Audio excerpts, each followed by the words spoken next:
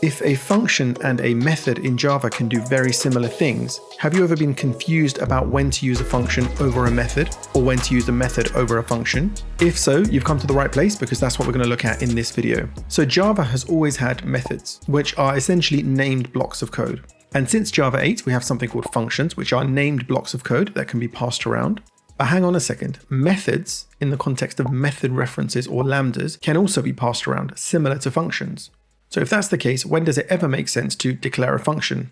Now we're going to take a look at a scenario in a second that's going to help us understand the issue, but no doubt you already know some Java and you know that functional programming style that came in mainly since Java 8 allows us to pass code around the same way that we used to pass variables around. So you can pass a piece of functionality to another method, for example, to execute in that method. So let's jump into the scenario. So here we have a calculate method, which has got two hard-coded values, I and j, which are 10 and 2 respectively. These take a by function. Now by function is a functional interface. It's labeled with functional interface, and it has three type parameters, one argument, two argument, and the return type. Okay, so tu and rr is the return type. So if you look at the declaration, this expects a by function, which takes an integer and another integer and returns an integer. And that performs some kind of calculation. So it will take I and j and perform whatever calculation you provide it. That could be multiplication, addition, subtraction, etc. Now, in order to call this, we have got this doStuff method here, and we can pass it a function. So if I just click on that, you can see that we've declared a by function, which is exactly the type signature that's required. And in this case, it just adds two numbers together.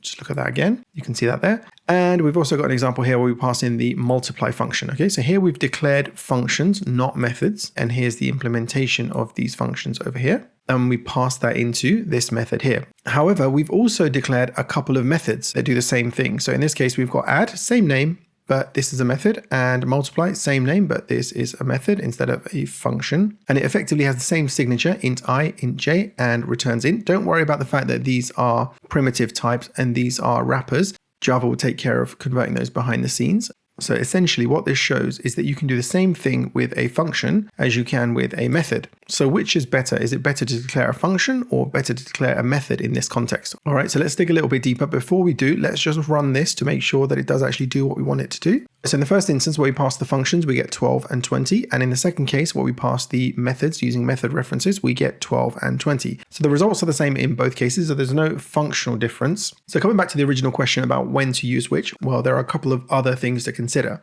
Methods are more usable outside a functional context. You can just call the name and pass in the parameters. But with functions, you have to call a second method after the name. So for example, if we want to call the add method in some other location where we can't pass in a lambda, it's just literally, we just want to invoke it. It's very simple to call the add method because we're used to doing that throughout Java. However, if we want to call the add function, we have to call add.apply. So slightly more verbose, okay? Not a big deal, but it's just slightly different. So methods are generally simpler to use, and there's a tiny bit more boilerplate if you want to use a function in that way. So that's one consideration. The other consideration, and probably the most important consideration, is that methods cannot be scoped inside another method. So for example, I have a method here. If I want to declare another method in here called void add it and do that, I'll get errors because Java doesn't allow me to declare a method inside a method. All right, so let's get rid of that. Now, if we want to define some named piece of functionality inside a method because it makes no sense to be outside this method, it's not going to be used by any other methods, then it makes sense to declare it inside a method, but we can't do that with other methods.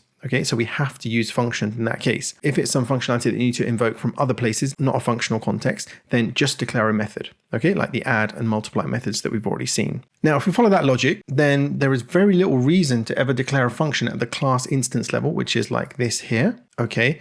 Now, declaring it at this instance level to me indicates that it's something that's used by multiple methods or needs to be used by multiple methods. And if that's the case, then you may, in my opinion, you may as well declare it as a method and use method references to refer to that function. Okay, so I hope that makes sense. Essentially, declaring functions inside a method makes sense for local scoping. If there's anything wider than that, for example, at the instance level, then really to me, it makes more sense to declare a method.